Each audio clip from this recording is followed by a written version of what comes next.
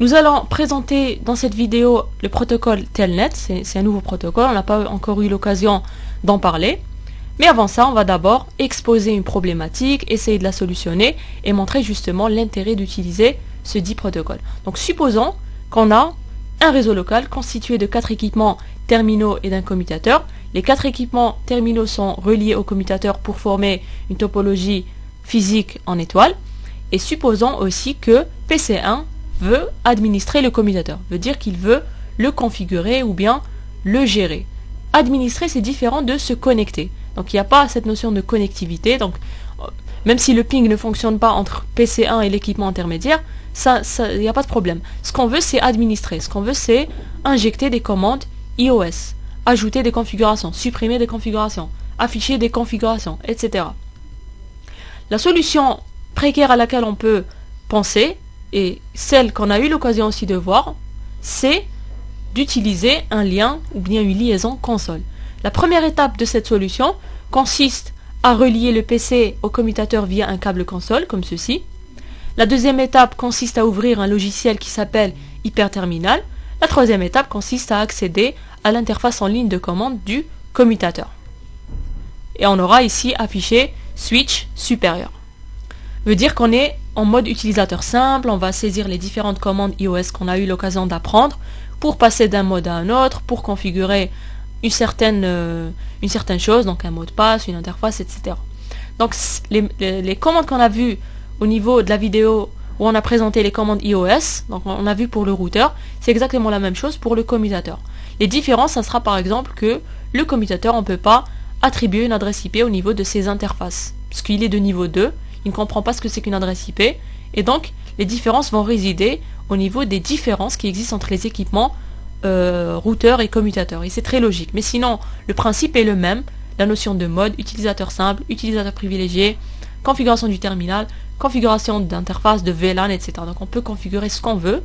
L'essentiel, c'est que ça soit logique au niveau de l'équipement en question. On ne peut pas configurer des notions, si on veut avancer, celles qui doivent être configurées au niveau d'un routeur, on ne peut pas les faire au niveau d'un commutateur. C'est très logique.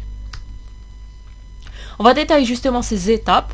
Donc se connecter au commutateur via un câble console, dans la vie réelle, ça revient à brancher l'équipement terminal au commutateur en utilisant un câble console, en optant pour une extrémité RS232 ou bien USB au niveau de l'équipement terminal, et une interface ou bien une entrée console au niveau du commutateur ou bien du routeur. On va expliquer aussi en détail ce câblage, quels sont les types de câbles à utiliser, etc.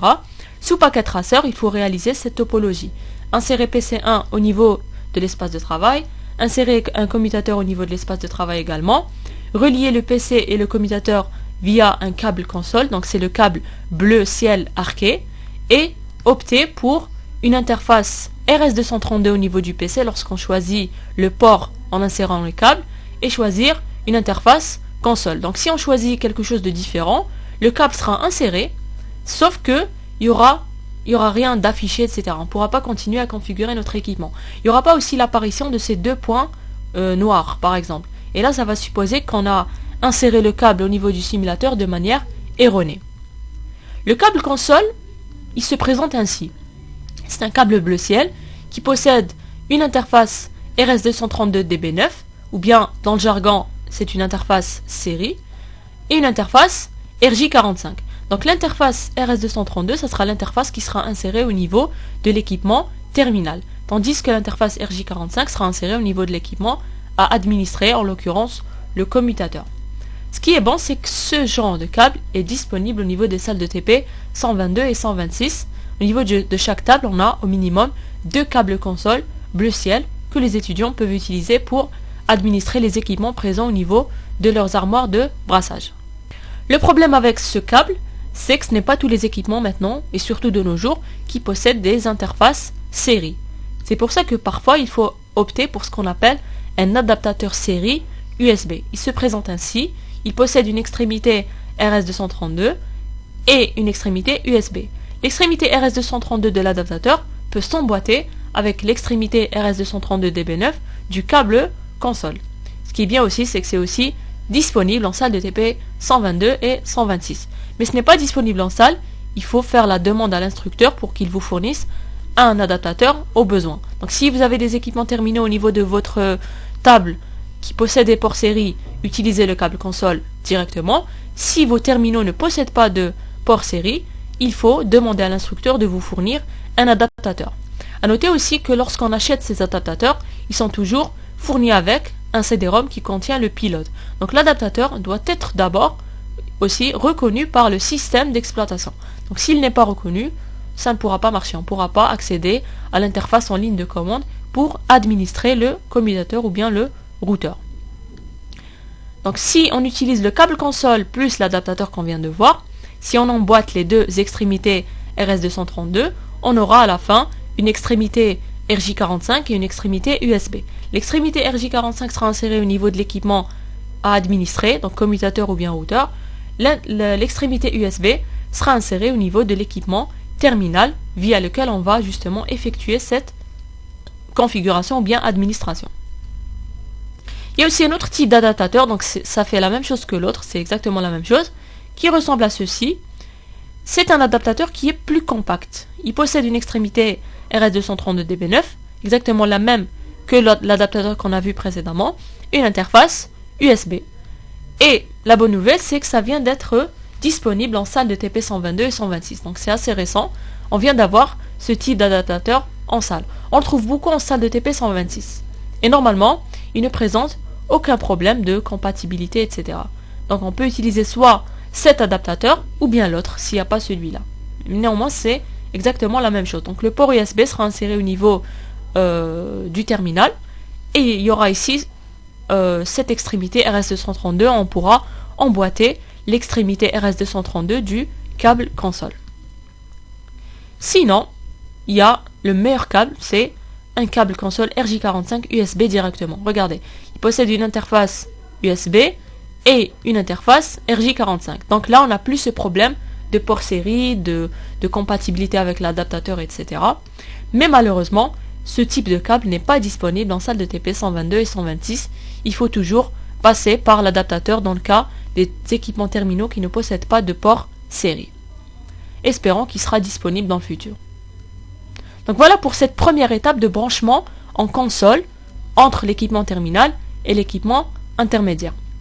La deuxième étape consiste à ouvrir un logiciel qui s'appelle Hyperterminal. Donc dans le monde réel, dans la vie réelle, ce logiciel s'appelle bel et bien Hyperterminal. Il permet d'accéder à l'interface en ligne de commande de l'équipement qu'on veut administrer. Par défaut, il est installé au niveau des systèmes d'exploitation Windows XP. Au-delà d'XP, donc 7, 8, 10, etc., il n'est pas installé par défaut. Il faut d'abord le télécharger, ensuite l'installer au niveau du système d'exploitation. Donc dès qu'on allume Hyperterminal, on aura ces onglets. On va les voir en détail juste après. Sous Packet Tracer, l'outil ne s'appelle pas Hyperterminal.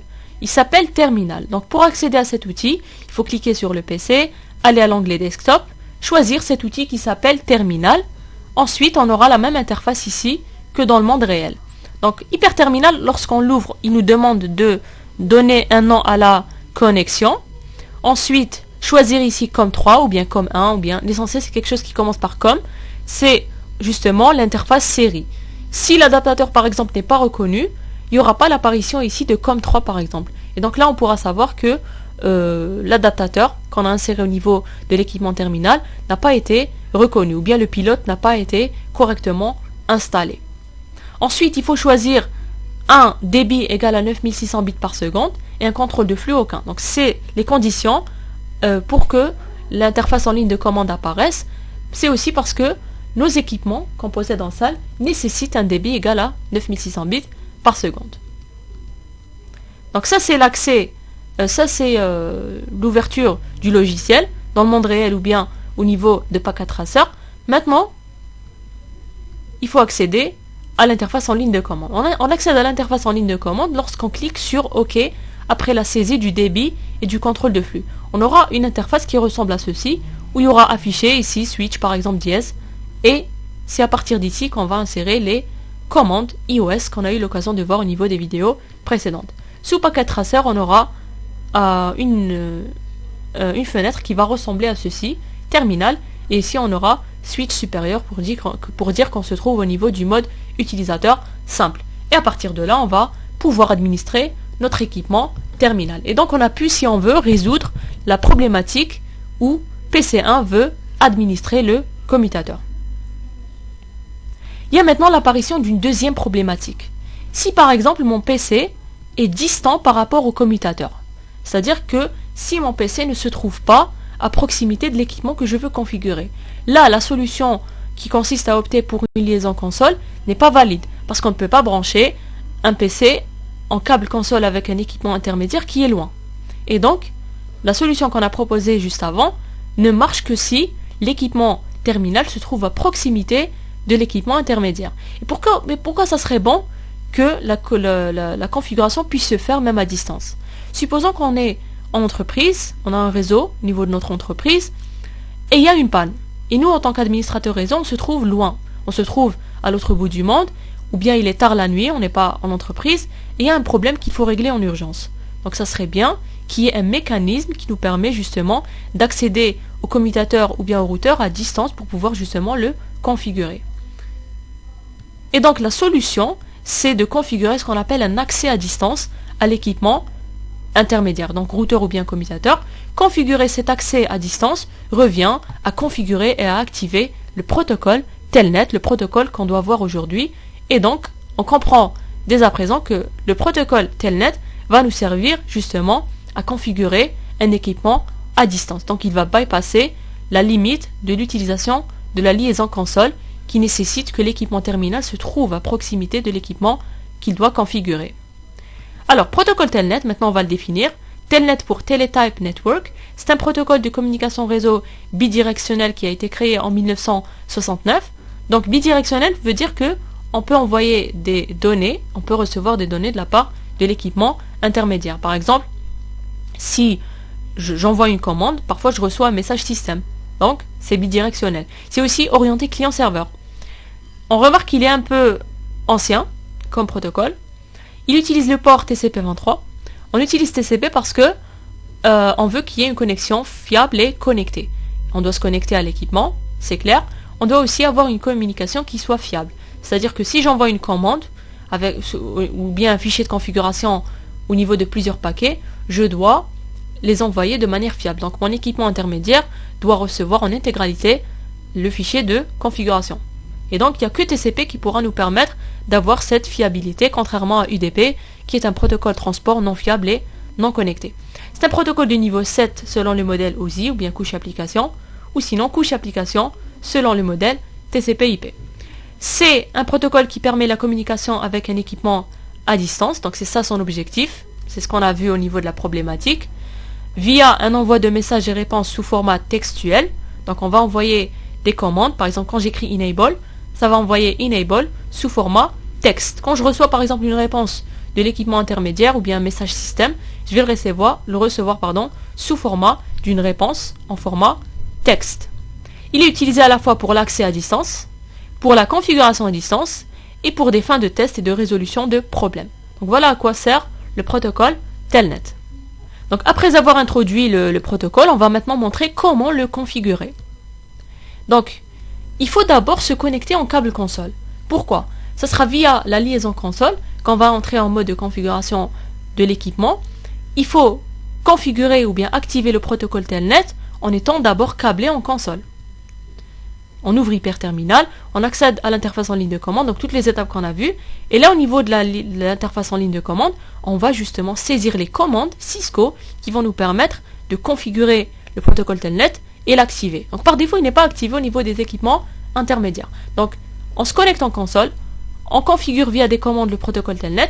Dès qu'on termine la configuration et l'activation du protocole, on peut débrancher notre câble console et accéder maintenant à distance. Mais si on voulait accéder à distance directement, on n'aurait pas pu parce que le protocole par défaut n'est pas configuré. Et la configuration va se faire que s'il y a une liaison console au préalable. Donc on le configure d'abord en entreprise, ensuite, ça on le fait une fois, ensuite si on veut accéder, on n'a plus besoin maintenant du câble console. Si on n'avait pas fait cette configuration, même si on voulait accéder à distance, on ne pourra pas parce que le protocole Telnet n'est pas configuré et n'est pas activé par défaut au niveau de l'équipement intermédiaire, à savoir un routeur ou bien un commutateur. Juste après la configuration, on va l'exploiter. Donc, si au niveau du commutateur, le protocole Telnet est configuré et activé, donc ici PC1 devra ouvrir une interface en ligne de commande, un CMD, ou bien un logiciel de client Telnet, tel que PuTTY. Et il va taper la commande Telnet adresse IP du commutateur. S'il tape Telnet adresse IP du commutateur, il pourra accéder à distance au commutateur. Le problème, c'est que le commutateur ne possède pas d'adresse IP. Comment est-ce qu'on va faire? Donc la commande Telnet est toujours accompagnée d'une adresse IP. Si on voulait configurer un routeur à distance, Telnet adresse IP du routeur, là ça n'aurait pas eu de problème. Parce que le routeur, il possède déjà des interfaces physiques actives. Donc on pourra utiliser n'importe quelle interface active à son niveau. Pour le commutateur, la solution, ça serait de configurer et activer ce qu'on appelle une interface virtuelle. On va le montrer lorsqu'on va présenter les commandes. Maintenant, si on veut configurer ou bien administrer un routeur à distance, ce sera exactement les mêmes étapes qu'on a vues. Donc, et au niveau du routeur, ça sera plus simple parce que on n'aura pas à configurer ou bien à activer une interface virtuelle parce que le routeur possède ses propres interfaces physiques. Donc, on va faire Telnet adresse IP de l'une des interfaces du routeur active. Ça va marcher dans tous les cas. On pourra utiliser, regarder n'importe quelle interface active, comme ça vient d'être mentionné. Et donc, on branche de la même manière le PC au routeur, via une liaison console, au tout début, juste pour le configurer. Le port console au niveau du routeur, il se trouve en avant. Il n'est pas à l'arrière comme dans le cas du commutateur. On n'a pas eu l'occasion de présenter le routeur des salles machines. Donc on a des routeurs Cisco 1841 qui ressemblent à ceci. Et là on a les interfaces en question. Donc les deux interfaces en jaune, c'est les interfaces Fast Ethernet, c'est au niveau desquelles on va par exemple brancher des commutateurs, des PC, etc. Donc ce routeur peut au maximum interconnecter que deux réseaux entre eux, parce qu'il ne possède que deux interfaces Ethernet. Et là il y a le port console et le port auxiliaire. Le port auxiliaire on ne va pas en parler, c'est celui qui est là en gris. C'est au niveau de ce port console qu'on va insérer le câble console, au niveau de notre routeur de salle. Voilà, et maintenant, on va introduire les commandes justement qui permettent de configurer le protocole Telnet. On va le faire pour le commutateur. Il faut d'abord, la première étape consiste à configurer une interface virtuelle. L'interface virtuelle, elle s'appelle, donc au niveau du mode de configuration du terminal, config, on tape la commande interface VLAN 1. VLAN 1, c'est une interface virtuelle, et l'interface virtuelle, on peut lui attribuer une adresse IP. Donc quand je tape interface VLAN 1, config se transforme en config if, exactement de la même manière qu'une interface physique au niveau d'un routeur. Et les mêmes commandes pour l'attribution d'adresse IP et d'activation. Donc IP adresse IP de l'interface du commutateur en question, le masque et no shutdown pour l'activer. Et l'adresse IP que j'ai saisie, ce sera via laquelle je peux accéder à distance au commutateur en tapant au niveau du CMD de l'équipement terminal Telnet adresse IP du commutateur. Donc c'est cette adresse en question. Qu'est-ce qu'il faut ensuite configurer? Il faut configurer les lignes virtuelles. Line, on a vu line console 0, ça permet de configurer l'interface console. Là, on va configurer la ligne virtuelle, VTY pour virtuel. On a deux paramètres maintenant, on n'a pas juste un seul numéro. On avait console 0 parce qu'il y a uniquement une seule ligne console. La première ligne, c'est la console 0. On commence le comptage à partir de 0. Là, on a au maximum 16 lignes virtuelles, de 0 jusqu'à 15. Ça veut dire qu'on peut avoir un accès à l'équipement intermédiaire à distance par 16 équipements concurrents. C'est-à-dire 16 personnes pourront se connecter à mon commutateur de manière simultanée. Donc ça va se passer que si je configure les interfaces, les lignes en entier. J'aurais pu opter pour line VTY 01. Là, je vais configurer que deux interfaces, que deux lignes, la ligne 0 et la ligne 1.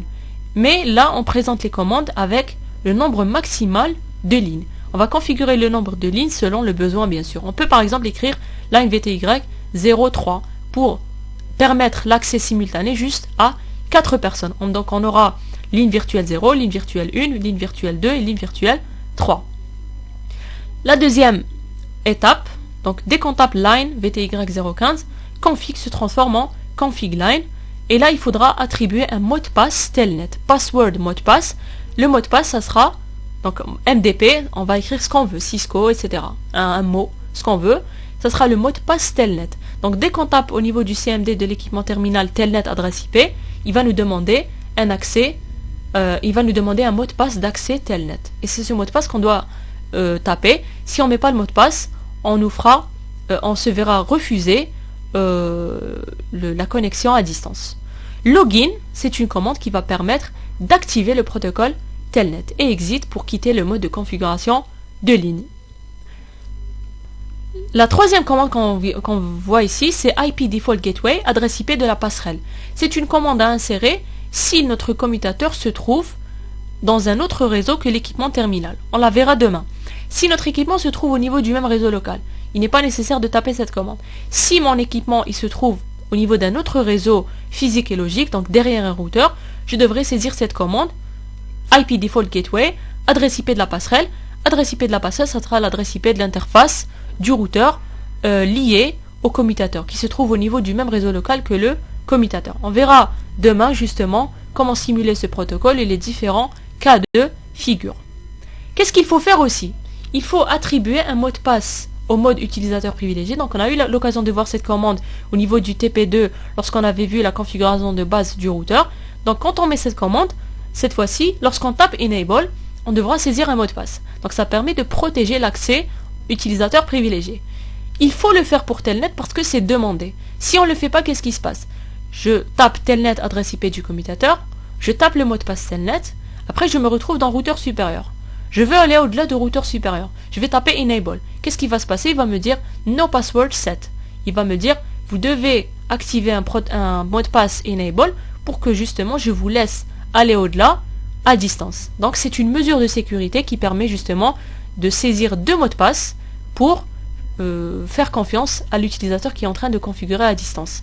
Donc un mot de passe telnet et un mot de passe utilisateur privilégié. Donc password ou bien secret, ça dépend si on veut que le mot de passe soit chiffré au niveau du fichier de configuration ou pas. Bien sûr, il faut opter pour secret.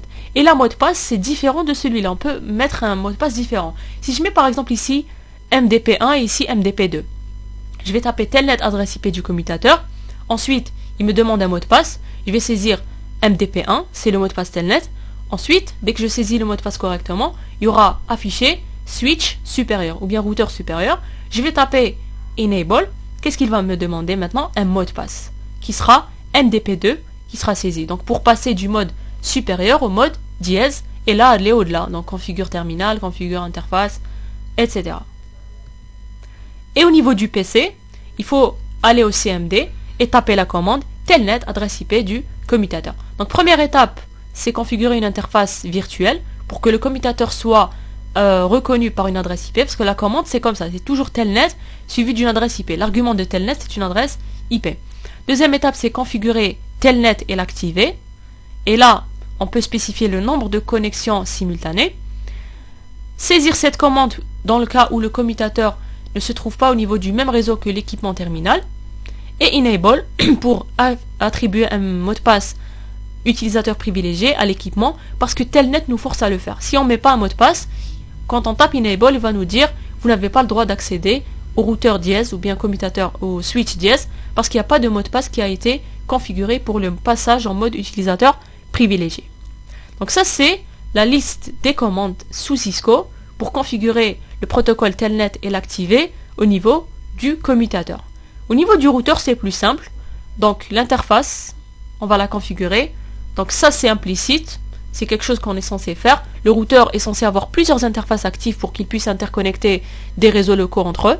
Donc interface en mode de configuration du terminal, nom de l'interface, numéro de l'interface, IP adresse, adresse IP suivie du masque, donc ça c'est ce qu'on avait vu, activer l'interface via no shutdown et faire un exit. Configurer le protocole telnet et l'activer exactement de la même manière que le commutateur.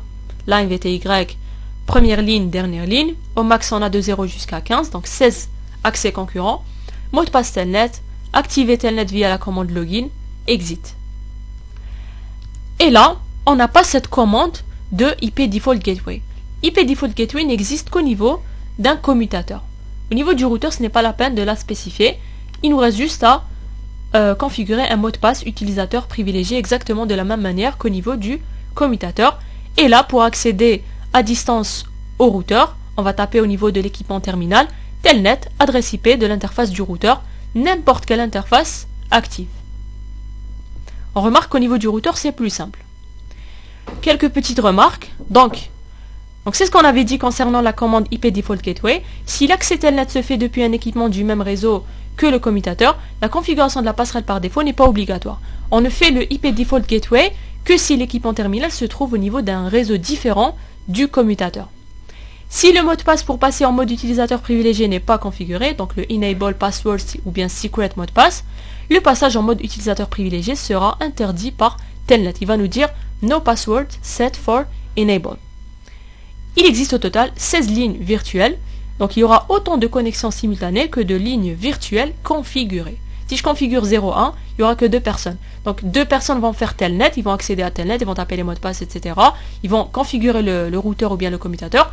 La troisième personne, dès qu'elle tape Telnet adresse IP, on va lui dire connexion refusée, parce qu'on a dépassé le nombre de connexions simultanées. Donc si on configure 16 lignes, de 0 jusqu'à 15, le 17e utilisateur, s'il voudra se connecter à distance à notre commutateur, il se verra refuser l'accès parce qu'il y a 16 accès concurrents. Si un des 16 utilisateurs se déconnecte, bien sûr, le 17e pourra se connecter. Donc voilà en gros pour la présentation du protocole Telnet, pourquoi le configurer, comment le configurer, les commandes qui permettent de le configurer. Donc là on a vu juste un aspect un peu théorique. On verra demain un aspect pratique où on va justement simuler la configuration du protocole Telnet aussi bien au niveau d'un commutateur que d'un PC, exploiter la commande Enable, on la fera au tout début on va pas saisir cette commande, on verra ce qui va s'afficher, l'exploitation de la commande IP Default Gateway, lorsqu'on se trouve au niveau d'un réseau différent du commutateur, on verra ce qui se passe, etc. On verra donc demain une configuration en détail du protocole, donc on verra la simulation. Pour aujourd'hui, on a juste vu le concept du protocole Telnet et surtout pourquoi il est utilisé. Donc pour résumer, le protocole Telnet permet un accès à distance à un équipement intermédiaire. Donc on peut configurer un équipement même si on ne se trouve pas à proximité de ce dit équipement. Le problème c'est que bien sûr il faut d'abord passer en console pour le configurer et l'activer, parce que par défaut il n'est pas configuré et activé. Donc on passe en console une fois, en entreprise on va opter pour la configuration de ce protocole. Après ça on pourra ne plus utiliser le câble console pour pouvoir nous connecter à distance. On va utiliser le câble console si par exemple on oublie le mot de passe Telnet. Si on oublie le mot de passe Telnet, là on est obligé de se reconnecter en console pour afficher le mot de passe ou bien pour le changer. Parce que quand on va se connecter en console, on ne nous demande pas le mot de passe Telnet. Donc on va accéder en console que si par exemple on oublie le mot de passe. Là, ça va nous permettre de changer maintenant le mot de passe et de utiliser ce nouveau mot de passe pour un accès à distance. Maintenant, le protocole Telnet, il a des limites. On a vu qu'il a été inventé en 1969. C'est clair que de nos jours, ce n'est plus un protocole à privilégier. Pourquoi ? Parce que maintenant, c'est devenu un protocole non sécurisé. Non sécurisé parce que le flux qui transite au niveau de la liaison, il est en clair. Donc quand j'envoie par exemple des commandes, elles seront envoyées en clair. Et donc, le Telnet, il est vulnérable aux attaques de type man in the middle. Si quelqu'un se positionne entre l'équipement terminal et l'équipement à configurer, il pourra intercepter toutes les commandes que l'utilisateur est en train de saisir à distance. S'il a saisi un mot de passe, bien sûr, l'attaquant va pouvoir prendre connaissance de ce mot de passe. Et il pourra à son tour se connecter de manière illicite à l'équipement à distance et le configurer. Donc le plus gros problème de Telnet, c'est la confidentialité. Donc il ne protège pas l'équipement en termes de confidentialité. Donc tout ce qu'on tape sera envoyé en clair. Il suffit juste d'intercepter les messages Telnet encapsulés dans des segments TCP. On aura juste à voir le contenu pour voir tout ce qu'est en train de taper l'utilisateur ou bien l'administrateur à distance. Telnet aussi, il a des fonctionnalités très limitées. Donc il n'y a pas cette notion par exemple d'authentification. On ne peut pas s'authentifier avec un nom d'utilisateur et un mot de passe. Donc ça c'est pas bon. Avoir juste un mot de passe pour tout le monde, ce n'est pas quelque chose de très bon en termes de sécurité. On peut pas aussi via Telnet envoyer des fichiers. On peut pas aussi s'authentifier. Donc ça, c'est des limites du protocole Telnet. Il y a aussi une vitesse de transmission qui est limitée, donc il est assez lent en termes de transmission. C'est un protocole de nos jours qui est obsolète. Il n'est plus utilisé, bien qu'il est toujours supporté par les équipements de nos jours. Par exemple, on peut toujours continuer à accéder en Telnet, mais c'est quelque chose d'inacceptable et il est interdit parfois de l'utiliser parce que justement il n'est pas sécurisé. il est obsolète, il a été remplacé par un nouveau protocole qui s'appelle le protocole SSH ou bien Secure Shell. Donc le protocole SSH fera l'objet de nos prochaines vidéos. On va voir les avantages de l'utilisation de SSH contrairement à Telnet.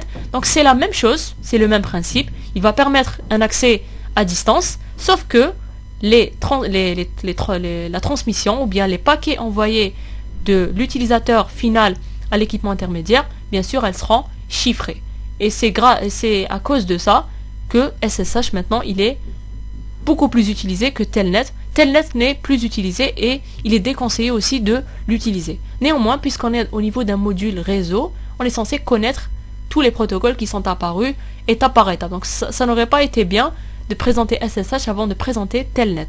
Il faut d'abord présenter Telnet, les failles de Telnet, les limites, ensuite montrer le protocole SSH, montrer aussi qu'il peut bypasser les limites de Telnet et qui repose aussi sur la même, entre parenthèses, configuration. Donc il y a certaines commandes à ajouter au niveau de SSH. Du moment qu'on a maintenant SSH qui a des fonctionnalités qui ne sont pas limitées, au niveau de SSH par exemple, on aura l'authentification. Et là, il faudra configurer aussi cette authentification. Le chiffrement, il faudra configurer des mécanismes de chiffrement, à savoir la génération de clés, etc. Donc la configuration de SSH, elle est un peu plus compliquée que Telnet, mais elle repose sur le même principe en essayant de justement bypasser les limites de Telnet. Donc la prochaine vidéo va faire l'objet de la simulation du protocole Telnet. Ensuite, on va essayer de présenter le protocole SSH et bien sûr le simuler.